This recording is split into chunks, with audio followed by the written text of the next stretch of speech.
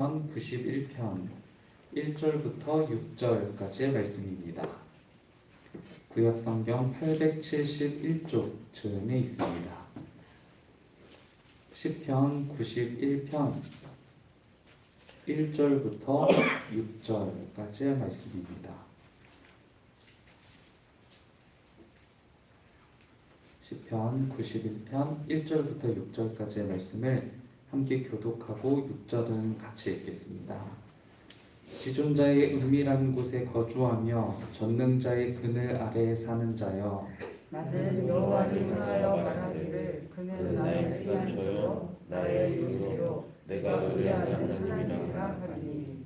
이는 그가 너를 새 사냥꾼의 올무에서와 심한 전염병에서 건지실 것이미로다. 그가 너를 그의 깃으로 덮으시리니 내가 그의 날개 아래에 피하리로다. 그의 진실함은 방패와 성문패가 되시리니. 너는 밤에 찾아오는 공포와 낮에 날아드는 화살과 어두울 때 꺼지는 전염병과 밝을 때 닥쳐오는 재앙을 두려워하지 아니하리로다. 아멘. 열 손가락 깨물어 아프지 않은 손가락 없다라는 이 속담을 잘 알고 계실 텐데요. 부모는 자식이 아무리 많아도 전부 소중하게 여길 수밖에 없다라는 말이죠. 그런 의미에서 피조세계를 지으신 하나님께서 이 땅을 바라보실 때 과연 아프지 않은 손가락이 있을까라는 질문을 해보면요. 그 어느 한 곳 하나님께서 바라보시면서 아프지 않은 곳은 없을 겁니다. 동일한 사랑으로 자녀를 사랑하는 부모의 사랑처럼요. 동일한 마음으로 이 피조세계의 구석구석을 바라보시면서 하나님께서는 늘 관찰하고 계실 거란 말이죠. 시편 56편 9절에 등장하는 시편 기자의 고통 중 이 외침과 같은 탄원의 목소리가 담겨 있는데요. 종종 우리는 이 탄원의 목소리 때문에 오해를 사기도 합니다. 하나님이 내 편이심을 내가 아나이다. 시편 기자가 하나님을 향해서 그렇게 탄원했던 내용이죠. 하나님이 내 편이심을 내가 아나이다 라는 이 문구요. 그러나 우리가 조금 더 성숙한 신앙을 갖고 있다면 우리는 이와 같은 청원을 넘어서서 내가 하나님 편에 서겠다라는 고백을 하게 될 텐데요. 정말이지 그렇습니다. 하나님이 내 편임을 바라는 신앙보다 하나님 편에 서겠다는 진심 어린 고백을 담은 신앙이 더 소중하게 느껴지는 것은 저만 가진 느낌은 아닐 겁니다. 시편은 이러한 오해를 불식시키기라도 하겠다는 듯이 오늘 우리가 읽은 91편과 같은 노래를 통해서 성숙한 신앙인의 자세가 무엇인지를 일러준다라고 할 수 있겠는데요. 시편의 대부분은 그 시의 주체가 자기 자신이거나 자신이 속한 공동체입니다. 시편을 1편부터 쭉 살펴보시면요. 하나님께 탄원하는 시들이 굉장히 많잖아요. 그런데 이때 탄원할 때 그 주체가 누구냐면 본인 자기 자신이 되는 거죠. 그리고 또는 자기 자신이 속한 공동체가 되는 거예요. 그래서 내가 이런 어려움에 처해 있으니 하나님께서 도와달라는 청원, 또는 내가 이렇게 어려운 곤란 중에 처해 있는데 하나님 대체 어디서 무엇을 하시느냐는 이와 같은 마음이 서린 그런 탄식시들이 굉장히 많다라는 겁니다. 이를테면 시편 90편은요 91편 바로 앞에 등장하는 시이긴 하지만 집단 탄원시로 분류가 됩니다. 그러니까 우리라는 공동체 모두가 고난받는 상황이 처해 있고 그 고난에서 인간의 유한함을 느끼면서 탄식하는 덧없는 인간의 모습을 노래하는 시거든요. 자신의 필요를 노래하거나 자신이 속한 공동체의 필요를 노래하는 것이 바로 시편의 대부분이라고 할 수 있을 겁니다. 반면에 오늘 우리가 읽은 91편을 보시자고요. 먼저 시편 기자는요. 1절과 2절을 통해서 하나님이 어떤 분이신지 그리고 이 하나님을 향한 그 스스로의 결심이 무엇인지를 선포의 형태로 노래하고 있습니다. 먼저 이 시편 기자에게는요. 하나님은 가장 높으신 분이시고요. 그를 보호하시는 분이셔요. 그는 아마 하나님이 어떤 분인지를 잘 알고 있었던 것 같아요. 그래서 아주 정형화된 표현으로 하나님을 노래하는데요.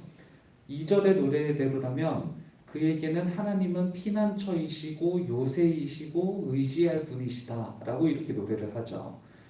그러니까 이 시편 기자에게는 너무나도 맞는 말이에요.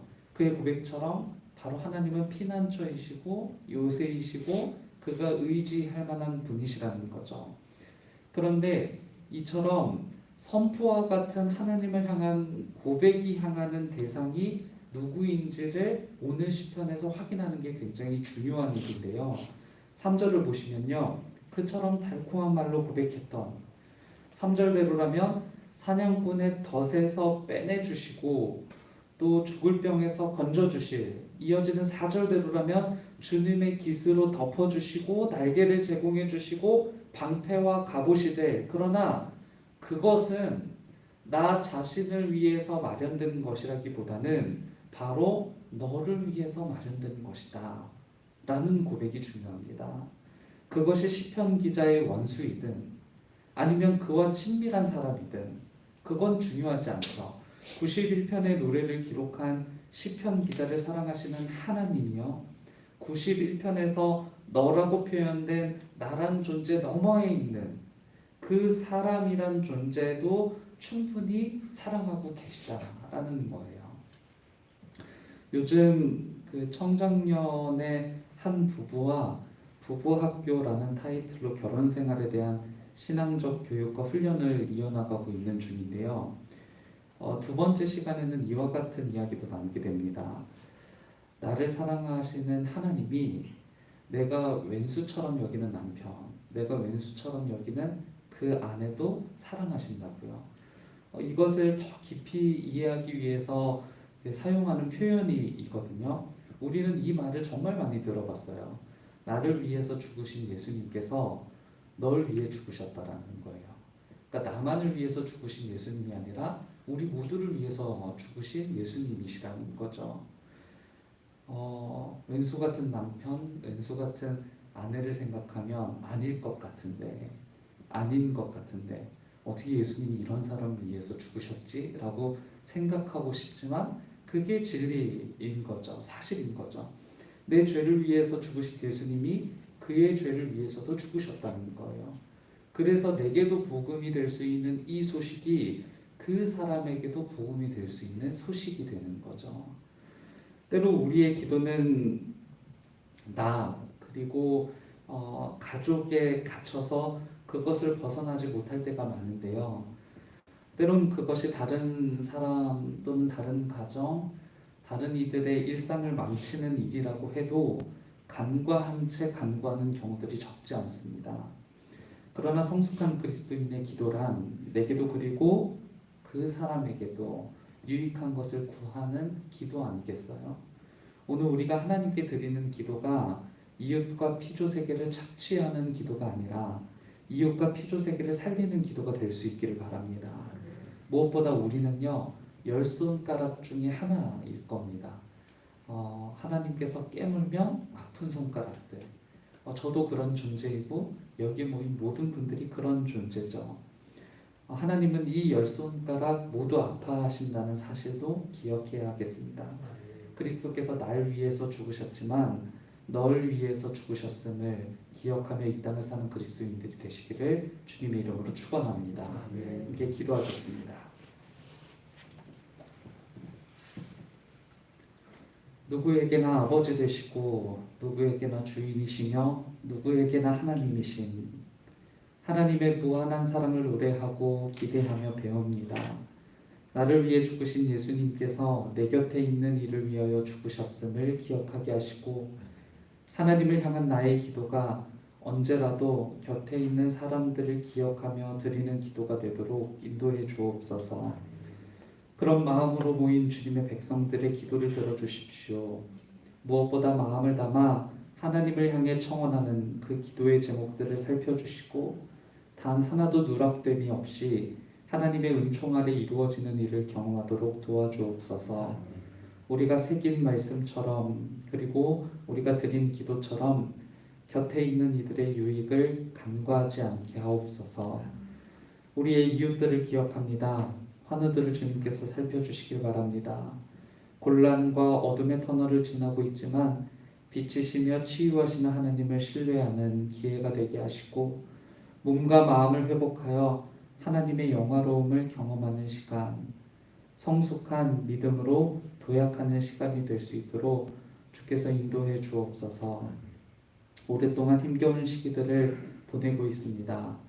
코로나19로 누군가는 어려운 문제에 직면해 있고 경제적인 문제, 도덕적 문제, 인간관계의 문제, 부부간의 문제, 자녀의 문제들까지 우리 앞에 놓인 문제들을 보자면 답답함이 그지없습니다.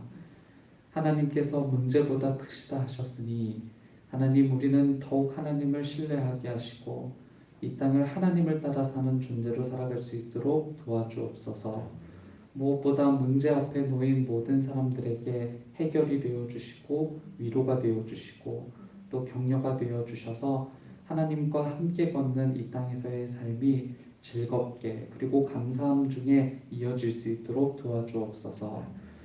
주일을 준비하는 토요일입니다. 준비하는 손길들 하나님께서 기억해 주시고 그 손들을 통해 하나님 영광 받아 주옵소서. 무엇보다 우리가 준비하는 예배가 예배되고 또 하나님의 하나님 되심이 나타나는 시간이 되도록 하나님 인도하여 주옵소서. 말씀을 준비하시는 담임 목사님 영과 육체 간의 강건함으로 붙잡아 주시고 담임 목사님께서 준비하신 말씀을 통해 우리의 삶이 변화되고 또 우리의 삶이 하나님께로 더욱 진전을 이루는 삶이 될 수 있도록 구별하여 주옵소서. 오늘도 주님의 것입니다. 우리 또한 주님의 것입니다. 그것을 기억하며 살아가는 한날 되길 소망하옵고 예수 그리스도의 이름으로 기도드립니다. 아멘. 하늘에 계신 우리 아버지여,